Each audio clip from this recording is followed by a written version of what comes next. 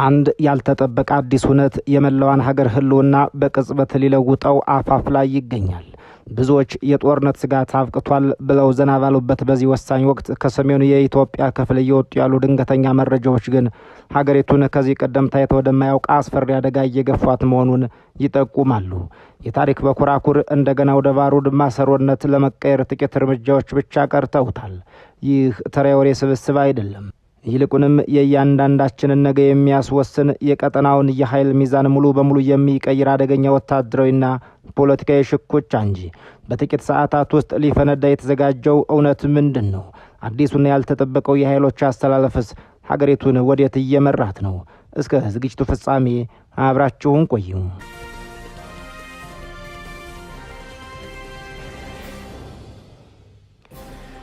የሀገራቱ ስልጣኔ መግቢያ በር ነው ሰሜን።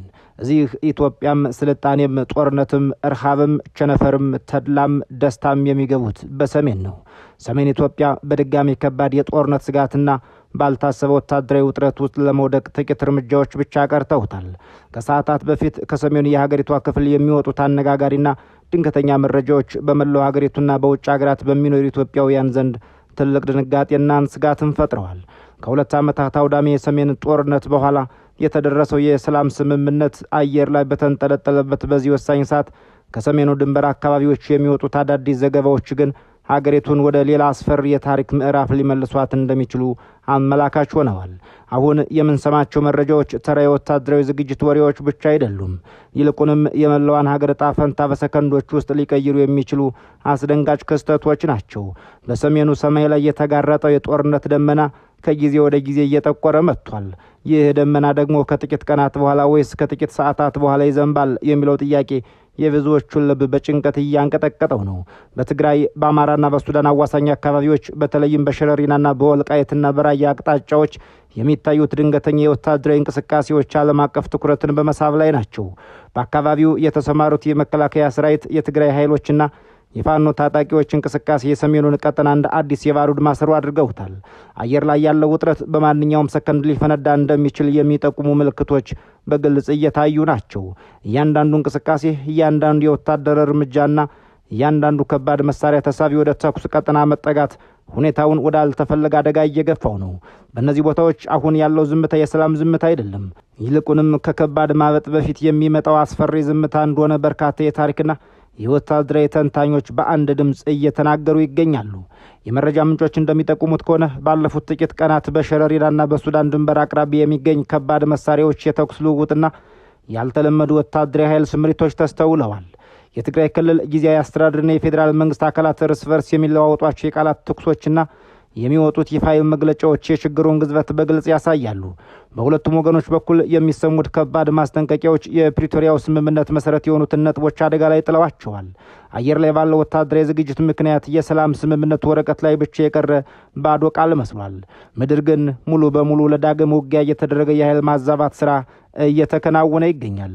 ይህ ሁኔታ ደግሞ ከዚህ ቀደም የነበረውን አውዳሚ የሁለት ዓመት ጦርነት አስተዋሽ በመሆኑ የህዝቡን ስጋት እጥፍ ድርብ አድርጎታል። ነገሩ በዚህ ብቻ አላበቃም። ይበልጥ አደገኛና አነጋጋሪ የሆነው አዲስ ሁኔታ በአምሃራ ክልል የሚካሄደው የፋኖ እንቅስቃሴና ከትግራይ ኃይሎች ጋር ሊኖር ይችላል ተብሎ የሚታሰበው አዲስ የፖለቲካና የወታደራዊ ስሌት ነው። በአንድ ወቅት በከባድ ጦርነት ውስጥ የነበሩ እነዚህ ኃይሎች አሁን ላይ ባልተጠበቀ ሁኔታ በጋራ ጥቅም ላይ በጋራ ስጋት ዙሪያ ሊሰለፉ ይችላሉ የሚሉ ትንታኔዎችና መረጃዎች እየተሰሙ ናቸው። ይህ አዲስ ስሌት እውነት ከሆነ የሰሜን ኢትዮጵያ አጠቃላይ የኃይል ሚዛን ሙሉ በሙሉ የሚቀይርና የፌዴራል መንግስቱን ትልቅ ወታደራዊ ፈተና ውስጥ የሚከት ይሆናል።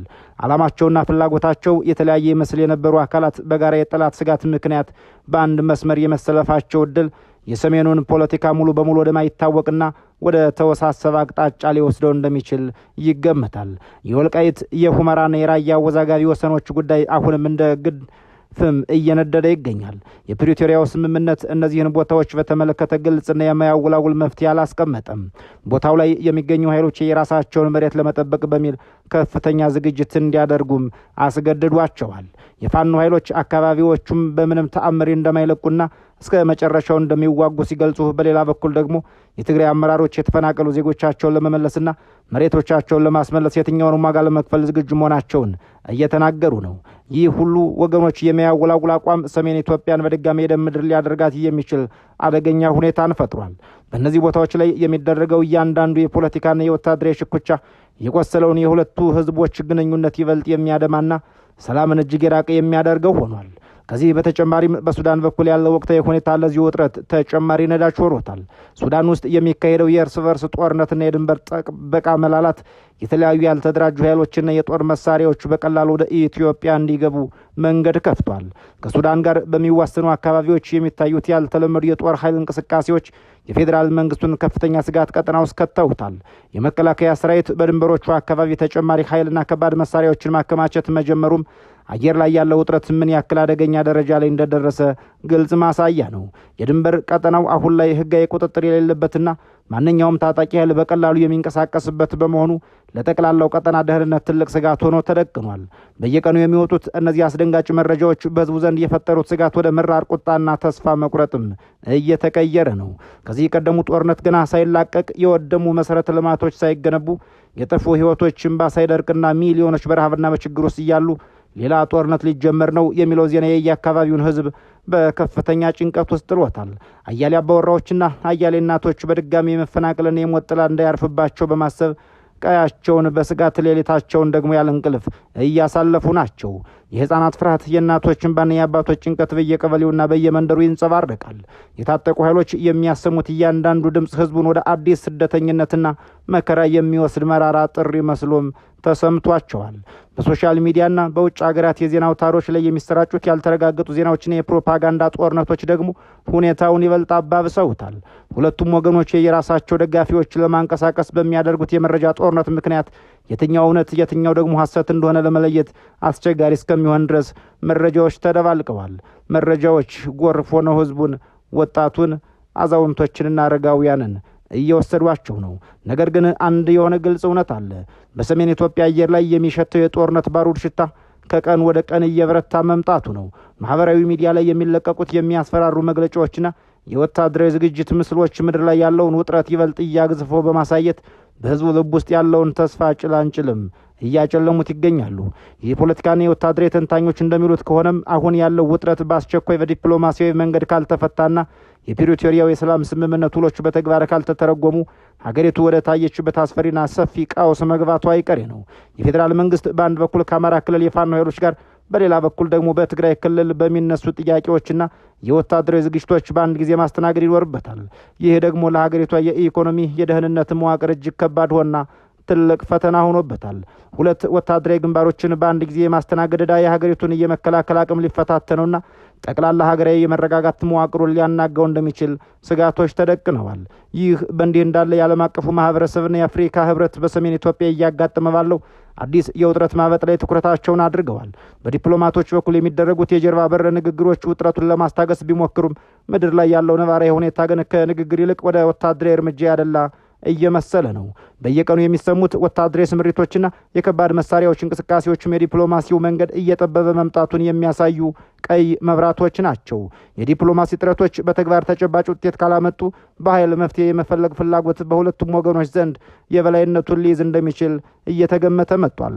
ከዚሁም ጎን ለጎን የኤርትራ ሁኔታና ሚና በሰሜን ውጥረት ውስጥ ሌላ ትልቅ የማዕዘን ድንጋይ ሆኖም ብቅ ማለቱ አይቀሬ ነው።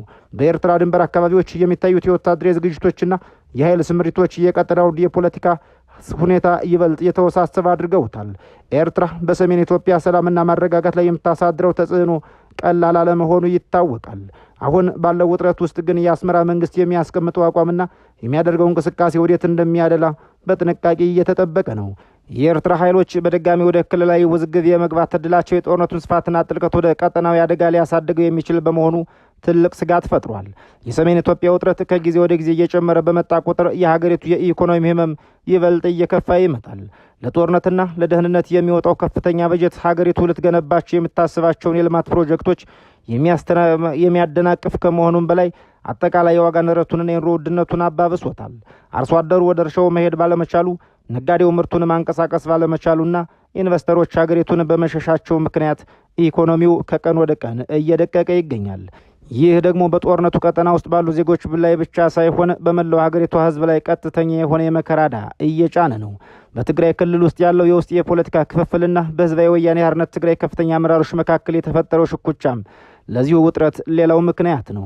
በክልሉ አመራሮች መካከል ያለው የፖለቲካ ልዩነት በህዝቡና በኃይሎች ላይ የግራ መጋባትን ፈጥሯል።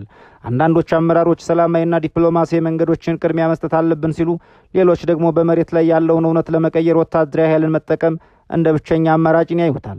ይህ የውስጥ መከፋፈል በትግራይ ክልል አስተዳደር ላይ ድክመትን ከመፍጠርም በላይ ከፌዴራል መንግስት ጋር የሚደረጉ የሰላም ንግግሮችን ይበልጥ አወዛጋቢ አድርጓቸዋል።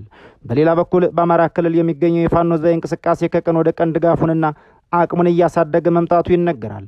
የፋኖ ታጣቂዎች ከፌዴራል መንግስት ጋር የሚያደርጉት ውጊያ በመደበኛ ጦርነት መልክ ብቻ ሳይሆን በደፈጣ ውጊያዎችና ባልታሰቡ ጥቃቶች የታጀበ በመሆኑ የመከላከያ ሰራዊቱ ከፍተኛ ዋጋ እያስከፈለው ይገኛል። በአማራ ክልል በርካታ ከተሞችና ገጠራማ አካባቢዎች የትራንስፖርትና የንግድ እንቅስቃሴዎች መስተጓጎላቸው የክልሉን ማህበራዊና ኢኮኖሚያዊ እንቅስቃሴ ሙሉ በሙሉ በሚባል ደረጃ ሽባ አድርገውታል። ይህ ሁኔታ ሳይፈታ ተጨማሪ የትግራይ ግንባር መከፈቱ አጠቃላይ ሁኔታውን ወደ ሙሉ ሀገራዊ ቀውስ ሊቀይረው ይችላል። በሰሜን ኢትዮጵያ የሚኖሩ የሃይማኖት አባቶች፣ የሀገር ሽማግሎችና የሲቪል ማህበራት ድምጻቸውን ለማሰማትና የሰላም ጥሪዎችን ለማቅረብ ቢሞክሩም የፖለቲካውና የወታደራዊ ድምጽ ይበልጥ ጎልቶ በመሰማቱ ምክንያት ጥሪያቸው ምላሽ እያገኘ አይመስልም። የቀደሙት ቁስሎች ሳይጠገኑ የተቀበሩ አስክሬኖች በቅጡ እንኳን ሳይበሰብሱ ሌላ ደም መፋሰስ ውስጥ መግባት ታሪክ ይቅር የማይለው ስህተት መሆኑን የሚናገሩት እኒሁ ወገኖች በአስቸኳይ ሁሉም ባለድርሻ አካላት ወደ ድርድር ጠረጴዛ እንዲመጡ ደጋግመው እየተማጸኑ ናቸው። ነገር ግን የተኩስ አርበኝነትና የፖለቲካ ግትርነት የሰላሙን መንገድ እያጠበበው ነው። አሁን ባለው ሁኔታ ውስጥ ትልቁ ስጋት የተሳሳተ ወታደራዊ ስሌት ወይም አላስፈላጊ ድንገተኛ ግጭት ነው።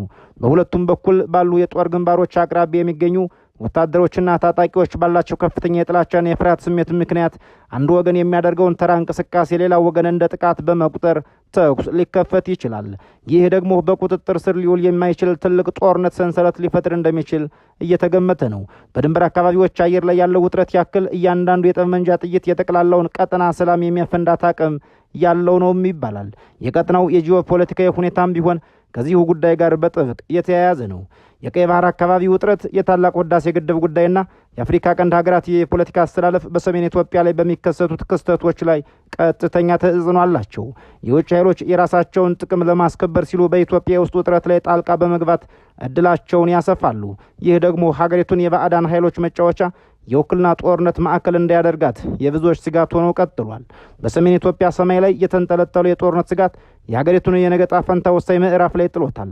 ሰላምና ድርድር ያሸንፋሉ ወይስ በድጋሚ የደምና የመከራ ውሎ ንፋስ ሀገሪቱን ይዟት ይነጉዳል የሚለው ጥያቄ ምላሽ ለማግኘት ጥቂት ጊዜያት ብቻ ቀርተውታል። ሁሉም ወገኖች ከስሜት ይልቅ በሰከነ አእምሮ ካላሰቡና በህዝቡ መከራ ላይ የራሳቸውን የፖለቲካ ጥቅም ከመገንባት ካልተቆጠቡ የነገዋ ኢትዮጵያ የምታልፍበት መንገድ እጅግ መራራና አስፈሪ እንደሚሆን የታመነ ነው። በየሰከንዱ የሚወለዋወጠው ይህ የሰሜን ውጥረት ወዴት እንደሚያመራና ቀጣዩ እርምጃ ምን እንደሚሆን መላው ህዝብ በከፍተኛ ጭንቀትና ጥበቃ ውስጥ ሆኖ እየተከታተለው ይገኛል። አሁን ባለው ነባራዊ ሁኔታ እያንዳንዱ የተሳሳተ ውሳኔ ሀገሪቱን ወደ ማትወጣበት ጥልቅ አደጋ የሚከት በመሆኑ የታሪክ አደራ በፖለቲካና ወታደራዊ አመራሮች ላይ ወድቋል። ሰላምን የመምረጥ ጽናት ወይስ የጦርነትን መንገድ የመከተል ግትርነት የመጨረሻውን ምዕራፍ ይጽፋሉ የሚለው ጉዳይ የሰሜን ኢትዮጵያ ብቻ ሳይሆን የመላው ሀገር የወደፊት ዕጣ ፈንታ ወሳኝ መወሰኛ ሆኖ እየቀጠለ ነው። ለአሁኑ በዚህ አበቃን። ሰናይ ጊዜ የተመኘን በዚህ እንሰናበታለን።